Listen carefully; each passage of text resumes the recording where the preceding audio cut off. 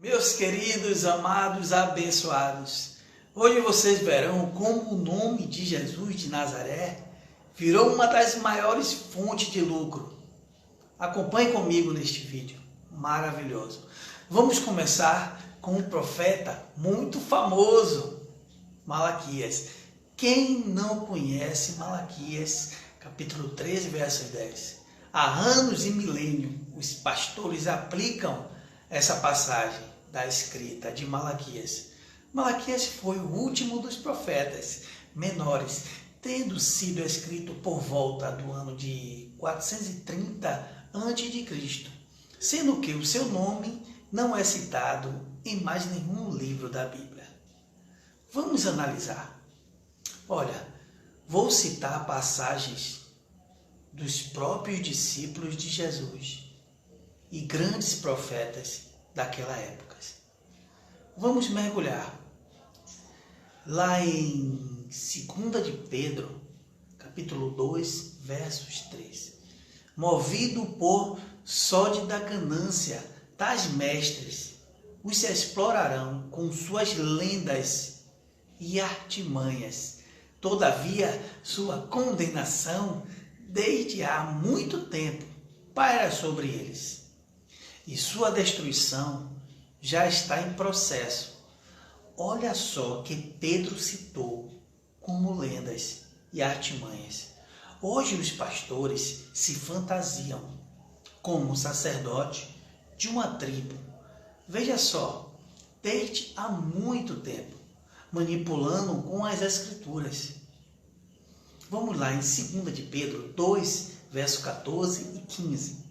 Tendo os olhos cheios de adultérios, nunca param de pecar, iludem os incaustos e têm o coração habituado à ganância, meus queridos. Olha só, Pedro citando novamente como eles iludem o povo de Deus. Hoje é assim, usando o livro de Malaquias. Olha lá em Isaías 56, verso 11. São cães devoradores, insensáveis, são pastores, sem compreensão, nem entendimento. Todos apenas seguem seu próprio caminho natural. Cada um busca com avidez vantagem, apenas para si mesmo. Olha só, o profeta Isaías relata nesta carta uma indignação. Aí vem o profeta Jeremias em 6,13, desde o menor até o maior. Todos são gananciosos, profetas e sacerdotes, agem do mesmo modo. Todos são falsos e vivem na prática do engano. Olha, até Jeremias vivia de saco cheio dos sacerdotes, porque ele sabia que eram gananciosos e falsos.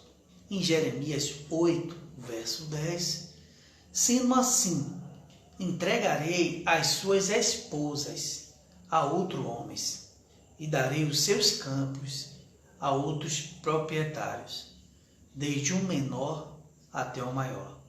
Todos são ávidos de lucro e mesquinhos, tanto os sacerdotes como os profetas. Todos praticam a falsidade.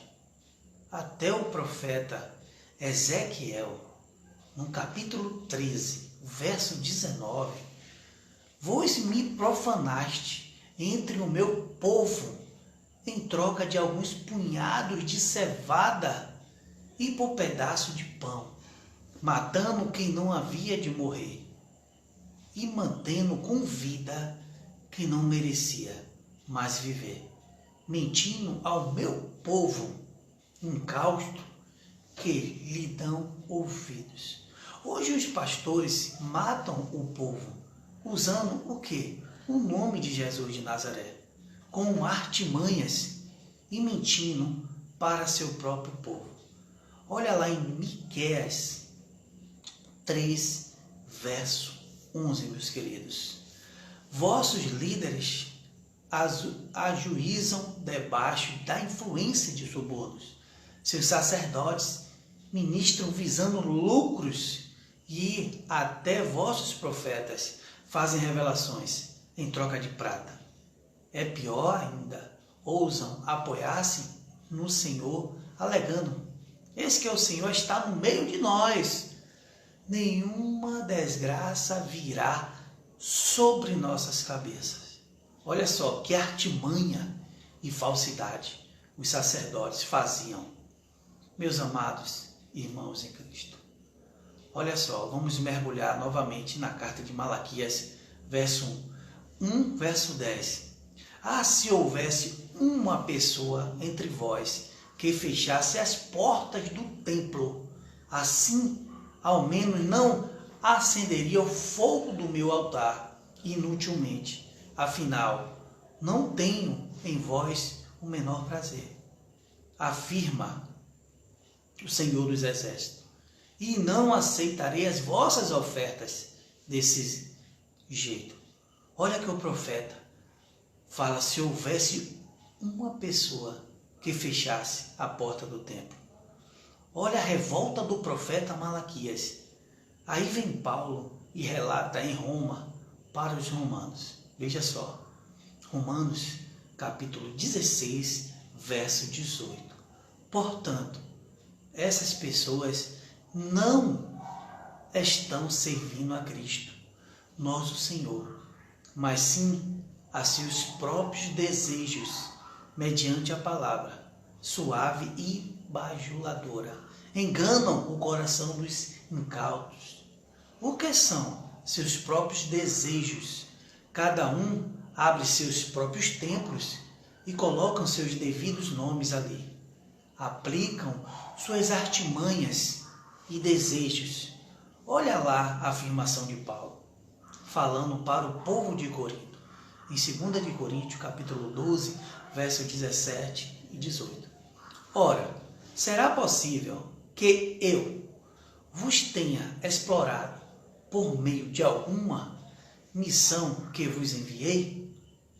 Olha só, meus queridos, nas cartas de 1 de Timóteo, capítulo 6, verso 5, batalhas constantes entre aqueles que têm a mente corrompida e que são privados da verdade, os quais imaginam que a piedade é fonte de lucro.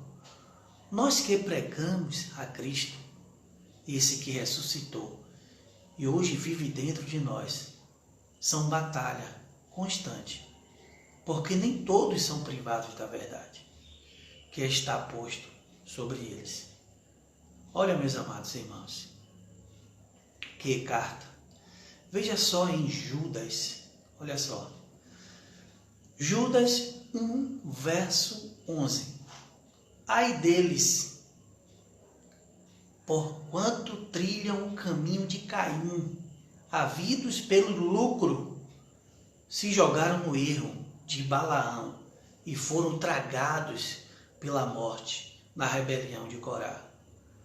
Olha o que aconteceu com aquele povo. Se jogaram no erro de Balaão e foram tragados pela morte. Mas uma carta, Paulo chega em Tessalônica, olha só, 1 Tessalônica 2, verso 5. A verdade é que jamais nós utilizamos de linguagens bajuladoras, como bem sabes, nem de artimanhas gananciosas. Deus é testemunha dessa verdade. Até na lei da Torá, Deus já ensinava ao povo. Vamos lá em Deuteronômio, capítulo 24, verso 17. Não perverterá o direito do estrangeiro e do órfão, nem tomarás como penhor a roupa da viúva. Olha só, meus queridos, amados irmãos, eleitos do Pai. Aí vem Jesus de Nazaré, em João 2, verso 16, e disse aos que vendiam as pombas: tirai essas coisas daqui, não façais da minha casa, de meu pai, de comércio. Olha só, o templo estava de pé. Mesmo assim o povo já fazia de comércio naquela época. Lá em 2 de Coríntios, capítulo 2, verso 17, ao contrário de muitos pregadores, não somos mercenários da palavra de Deus, mas anunciamos a Cristo com sinceridade da parte de Deus. Olha que Pedro relata, meus amados, lá em 2 de Pedro 2, de 1 ao 9. Assim como no passado, veja só, surgiram falsos profetas entre o povo, da mesma forma haverá entre vós falsos mestres, os quais introduzirão dissimuladamente heresias destruidoras, até ao cúmulo de negarem o soberano que o resgatou, atraindo sobre si mesmo repentina destruição. Olha só, 2 de Pedro capítulo 2, olha só, muitos seguirão seus falsos ensinos e práticas libertinas, e por causa dessas pessoas haverá difamação, olha só, contra o caminho da verdade. Meus amados, tenha muito cuidado no que você pensa que é verdade, seguir uma tradição que já caducou. Deus é amor, mas Deus também ele é justiça. Veja só lá na lei da Torá, lá no livro de Deuteronômio 32, verso 35. A mim pertence a vingança e todo tipo de pagamento. Vejam que Deus, ele é amor e é justiça também. Graça e paz, eleitos do Senhor, abençoados com todas as sortes de bênçãos espirituais.